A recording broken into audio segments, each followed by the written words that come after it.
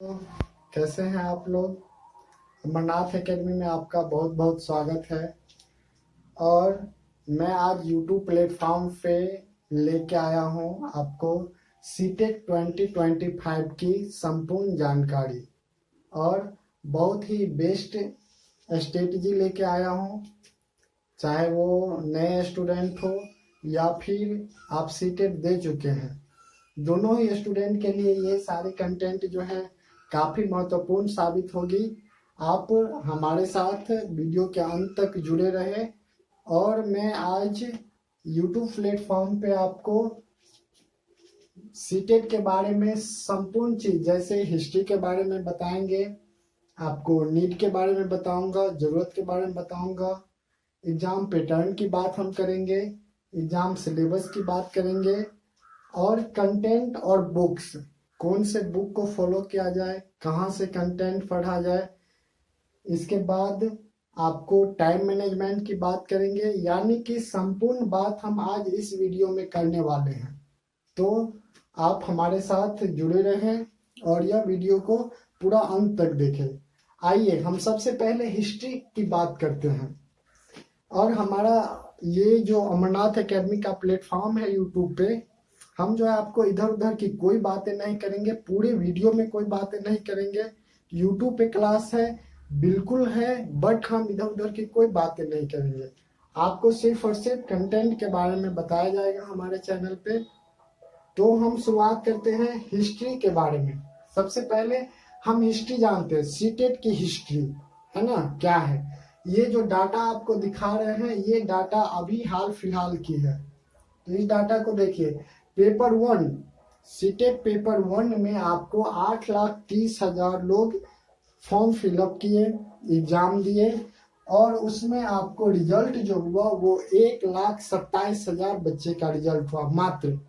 आप देख सकते हैं, आंकड़ा देख सकते हैं। अप्लाई किया 8,30,000 लोग, एग्जाम दिए, और रिजल्ट कितना का आया, 1,27,000 का।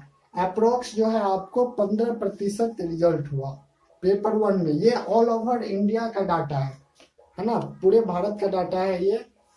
पेपर 2 में देख लीजिए। पेपर 2 में आपका टोटल स्टूडेंट जो है अप्लाई किया 17 लाख, और रिजल्ट कितना हुआ है, 2,39,000। अप्रोक्स 14% रिजल्ट हुआ। आप देख सकते हैं आंकड़ा, कितना का आंकड़ा है पास होने में और फेल होने में। तो बच्चे कहाँ गलती करते हैं, आखिर बच्चे कहाँ गलती करते हैं, आज इस वीडियो में मैं इसी पे विशेष बात करूंगा कि आखिर बच्चे कहाँ गलती करते हैं और बच्चे को किस गलती से बचना चाहिए। आखिर ये आंकड़ा एक साल का नहीं, ये आंकड़ा आपको हर एक साल, प्रत्येक साल का है। ये सीबीएसई जो है आपको कंडक्ट करवाती है एग्जाम को साल में 2 बार, और दोनों बार का यही स्थिति रहता है। तो हम चर्चा करेंगे इस पे आगे। नीट की बात कर ले, चाहे आप बीएड कर रहे हैं या डीएलएड कर रहे हैं या कर लिए हैं, आपको सीटेट की मोस्ट जरूरत है। बिना सीटेट आप आगे की प्रोसेस को नहीं कर पाएंगे। आप या तो गवर्नमेंट जॉब की तैयारी कर रहे हो, या आप फिर प्राइवेट स्कूल में पढ़ाना चाह रहे हो, दोनों ही कंडीशन में आपको सीटेट की जरूरत पड़ेगी, बीएड और डीएलएड के साथ साथ।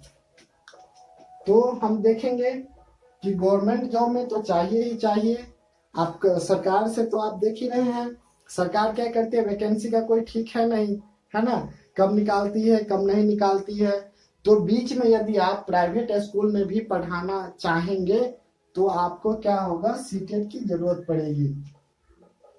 आप देख सकते हैं। इसके बाद हम देखेंगे सिलेबस के बारे में। सिलेबस देखिए, पेपर 1 की सिलेबस का हम पहले डिस्कस कर लेते हैं, फिर पेपर 2 की सिलेबस को डिस्कस करेंगे। तो पेपर 1 में क्या है, सीडीपी 30 नंबर की रहेगी आपको, ईवीएस 30 नंबर की रहेगी आपको, मैथ 30 नंबर की रहेगी आपको, और लैंग्वेज 1 एंड लैंग्वेज 2, आप जिस भी लैंग्वेज में कंफर्टेबल है, 2 लैंग्वेज आपको सेलेक्ट करना होगा, लैंग्वेज 1 और लैंग्वेज 2। जो भी लैंग्वेज में आप कंफर्टेबल है, अलग अलग 2 लैंग्वेज होना चाहिए। जैसे हिंदी इंग्लिश, है ना, या इसी तरह से एक लैंग्वेज अलग और दूसरी लैंग्वेज अलग, 2 लैंग्वेज होनी चाहिए। टोटल आपका 150 नंबर हो जाएगा पेपर। इसमें सीडीपी बहुत ही मोस्ट है और अन्य में भी सीडीपी है, सभी पेपर में सीडीपी है। इस पे मैं लास्ट में बताऊंगा आपको कि सीडीपी कितना महत्वपूर्ण है सीटेट एग्जाम के लिए। पेपर 2 की हम बात कर ले। पेपर 2 भी आपको सेम 150 नंबर की आपको एग्जाम होगी और इसका सिलेबस आप देख लीजिए। सीडीपी 30 नंबर, मैथ साइंस से हैं आप तो 60 नंबर का मैथ साइंस रहेगा, या आप सोशल साइंस से हैं तो सोशल साइंस का 60 क्वेश्चन रहेगा।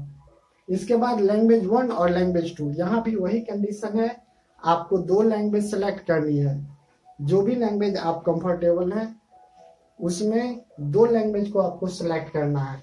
टोटल 150 नंबर की ये भी आपको पेपर होता है। इसमें भी आपको सीडीपी का योगदान बहुत ही अच्छा है और सीडीपी पे हम यहाँ पे पेडागोजी पे हम आपको थोड़ी आगे चल के मैं बताऊंगा पेडागोजी का क्या महत्व है और कितना महत्व है, कितना ध्यान दिया जाए पेडागोजी पे। तो आपने सिलेबस को देखा, पेपर 1 के सिलेबस को देखा, पेपर 2 के सिलेबस को देखा। अब हम आपको बताना चाह रहे हैं एग्जाम पैटर्न।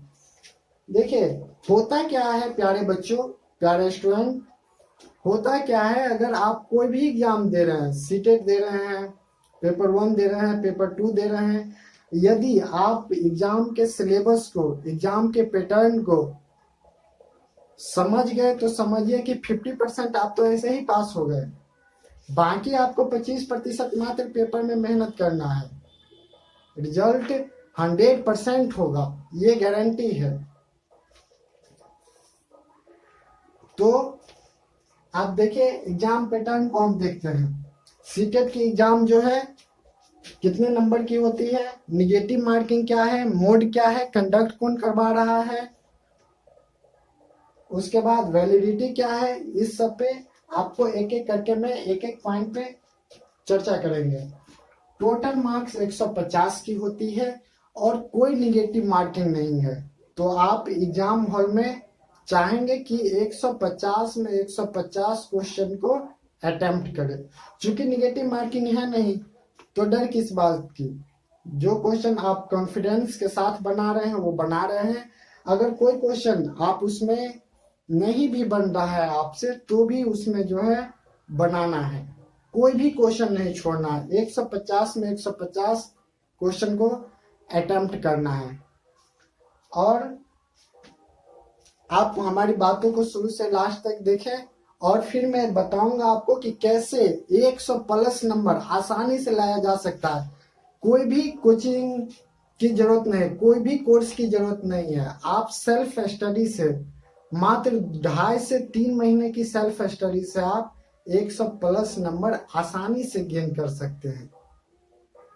कैसे, यही मैं बताने के लिए वीडियो बनाया हूं और इसमें आपको पता चलेगी। अब देखिए मोड क्या है, ऑफलाइन। डियर स्टूडेंट, सीटेट हमेशा से ऑफलाइन होते आ रहा है, बीच में ऑनलाइन हुआ, पहले ऑफलाइन था फिर ऑनलाइन बीच में हुआ, लेकिन अब क्या है आपका ऑफलाइन पेपर है।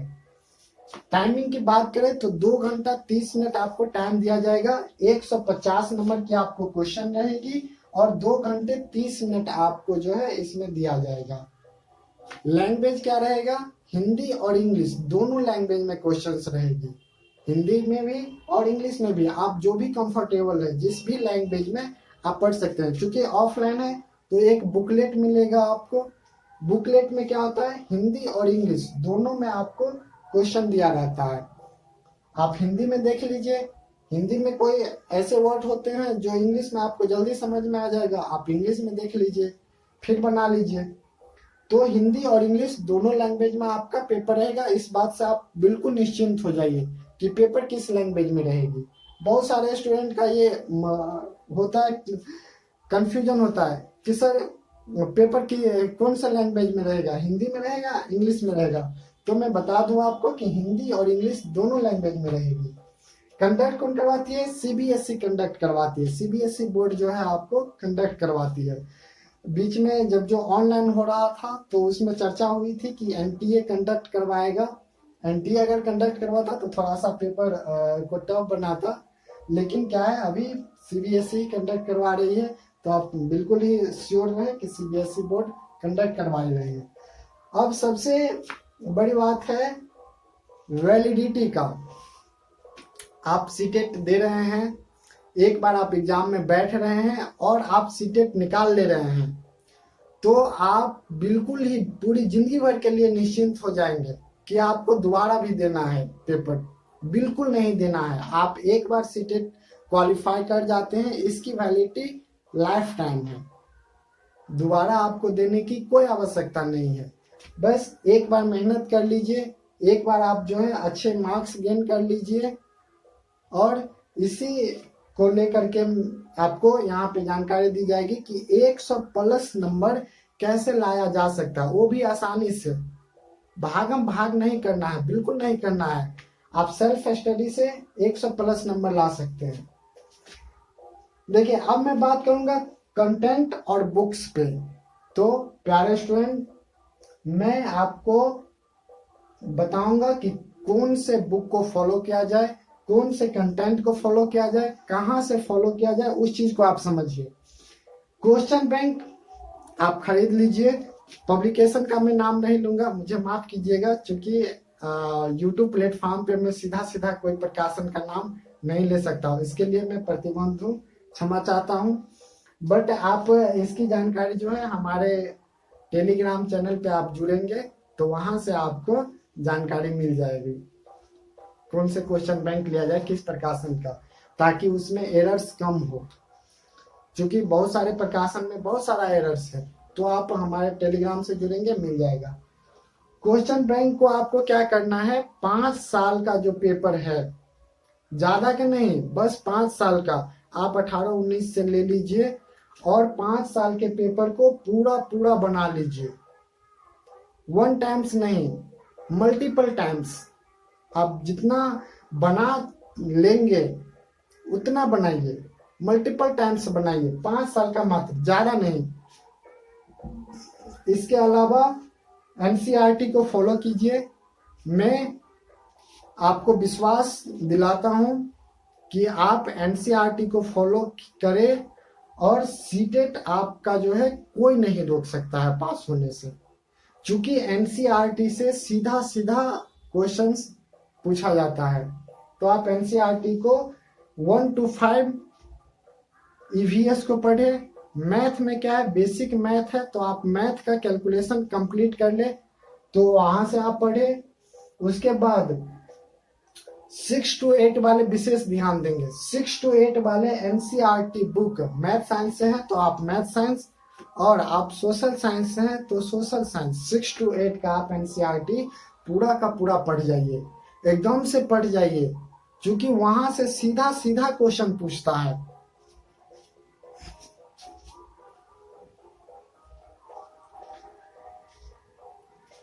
आपको सीधा सीधा क्वेश्चन पूछा जाएगा 6 to 8 से, बुक से, एनसीईआरटी से।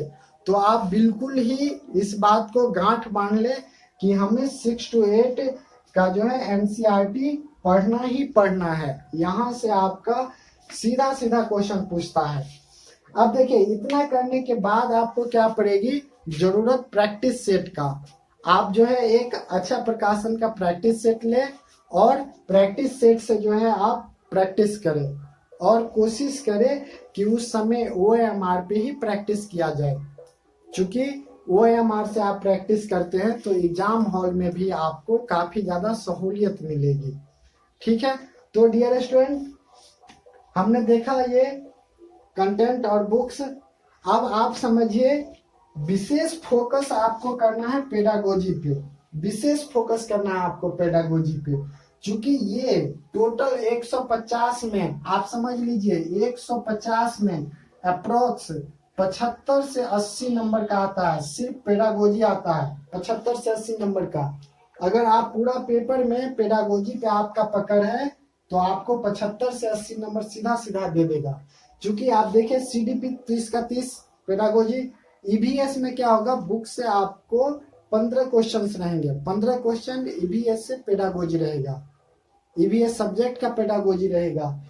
मैथ में आपका 15 नंबर मैथ से रहेगा, कैलकुलेशन रहेगा, और 15 नंबर आपका पेडागोजी रहेगा। आप लैंग्वेज में देख लीजिए, लैंग्वेज में क्या रहेगा, गद्यांश और पाद्यांश। लगभग आपको वो गद्यांश जो है आपका हो गया 8 से 9 नंबर का रहेगा, और 6 से 7 नंबर का आपको जो है पाद्यांश रहेगा, और 15 नंबर का इसमें भी आपका पेडागोजी है। पेपर 2 की अगर हम बात कर ले, लैंग्वेज 2 की, तो उसमें भी 15 नंबर का क्या होगा, गद्यांश पाद्यांश होगा, और 15 नंबर का क्या होगा, पेडागोजी होगा। तो टोटल आपका 75 से 80 नंबर तो पेडागोजी ही हो जाता है। आप इस पे फोकस करते हैं तो ऐसे ही आपका पेपर जो है क्लियर हो गया, और बाकी जो है आप आसानी से 100 प्लस कर जाएंगे, है ना। इसमें अब अंतर ही कितना रह गया, 20 से 25 अंतर रह गया, तो ये तो आपको आसानी से ही हो जाएगा। तो आपका स्कोर कितना हो गया, 100 प्लस। और यह सिर्फ आपको जो है सेल्फ स्टडी से हो जाएगा, कहीं भटकने की जरूरत नहीं है। जो जो आपको बात कही गई है उस चीज को आप अगर फॉलो करते हैं तो। पेपर 2 में भी सेम है, पेपर 2 में 30 का 30 हो गया आपको। मैथ साइंस जिसका है वो, या सोशल साइंस जिसका है वो, 60 नंबर का जो आपको बाबू पूछेगा उसमें क्या होगा, 30 नंबर का लगभग आपको पेडागोजी पूछेगा, और 30 नंबर सीधा सीधा बुक से पूछेगा। एनसीईआरटी के बुक से सीधा सीधा क्वेश्चन उठा के पूछता है। और अभी क्या हो रहा है, अभी जो पेपर आ रही है उसमें कथन अजम्पशन वाला जो है वो कुछ ज्यादा ही पूछ रहा है। तो आपको क्या करना होगा, बुक पढ़ते वक्त कॉन्सेप्ट को बिल्ड करना होगा, कॉन्सेप्ट बनाना होगा, तब आप जो है चीजों को समझ पाएंगे। चूंकि कथन एजम्पशन वाले में क्या होता है, थोड़ा सा कंफ्यूजन होता है, कथन और कारण में आपको कंफ्यूजन क्रिएट कर देगा, और उसके ऑप्शन भी बहुत अजीब तरह से रहते हैं। तो आप बुक पढ़ते वक्त जो है पूरा ध्यान से पढ़े, कंसेप्ट क्लियर हो उस तरह से पढ़े। उसके बाद लैंग्वेज 1 और लैंग्वेज 2 आपको मैं पेपर 1 का मैंने बताया, सीटेट पेपर 1 का सेम वही कंडीशन है, सीडीपी भी सेम है, थोड़ा सा अप है थोड़ा सा ऊपर है, दोनों का सिलेबस सेम है लैंग्वेज में और सीडीपी में। तो आप यहाँ से भी आप पेपर 2 को पूरा देखें तो आप 75 से 80 नंबर आपका क्या हो जाएगा, पेडागोजी का हो जाएगा। और फिर वही चीज है, 20 से 25 नंबर आप बना लेंगे उसमें, तो क्या हो जाएगा आपका 100 प्लस मार्क्स आ जाएगा, और पेपर होने से आपका कोई नहीं रोक सकता है। अब आप देखिए, संपूर्ण पेपर के बारे में आपको जानकारी हो गई, आप सारे चीज को सिलेबस को देख लीजिए। अब आप जो है लास्ट में जो सबसे ज्यादा कह सकते हैं किसी भी एग्जाम के लिए, चाहे वो सीटेट हो या अन्य आपका एग्जाम हो, सबसे ज्यादा जो इम्पोर्टेंस है वो है टाइम मैनेजमेंट का। टाइम मैनेजमेंट आपका सही रहा तो पेपर 100% आपका निकलेगा, और टाइम मैनेजमेंट बहुत ही मोस्ट इम्पोर्टेंट है। तो आप क्या करेंगे, क्योंकि अभी क्या है OMR प्रैक्टिस करना पड़ेगा आपको, तब आपका टाइम मैनेजमेंट क्या हो जाएगा, सही होगा। क्योंकि OMR घिसने में आपको टाइम लगेगा थोड़ा सा, गोला भागने में। तो आप क्या करेंगे, OMR पे प्रैक्टिस करेंगे। जैसे प्रैक्टिस सेट आप प्रैक्टिस करेंगे उस समय OMR ले लेंगे, और OMR से आप प्रैक्टिस सेट करेंगे। अपना घड़ी आप देख लेंगे, घड़ी में 2 से 2 घंटा 30 मिनट होगा, बस आप प्रैक्टिस सेट जो बनाएंगे सेट में तो शुरू करेंगे, टाइमर लगा देंगे 2 घंटा 30 मिनट का। आप 2 घंटे 30 मिनट हुए आप छोड़ दीजिए, जहां है वहीं छोड़ दीजिए, जितना क्वेश्चन बना उतना छोड़ दीजिए। मान लीजिए एक दिन आप थोड़ा सा पीछे हो जाएंगे, फिर आप जो है टाइम को मैनेज करेंगे, कहाँ पे प्रॉब्लम हो रही है उस चीज को सुधार करेंगे, और फिर प्रैक्टिस सेट जो बनाएंगे अगले दिन या एक दिन में 2 बनाएंगे, तो आप देखेंगे कि टाइम हमारा कहाँ पे लैप्स हो रहा है, और इस चीज का विशेष ध्यान रखेंगे। तो फ्रेंड्स, आशा करते हैं आपको सारी जानकारी मैं दे पाया हूँ, और वीडियो अच्छी लगी हो तो आप वीडियो को लाइक करें और हमारे चैनल को सब्सक्राइब कर दें, ताकि इससे रिलेटेड और भी मैं वीडियो बनाऊं तो आप तक आसानी से पहुंच सके। अब अंतिम बात हम करेंगे दोस्त।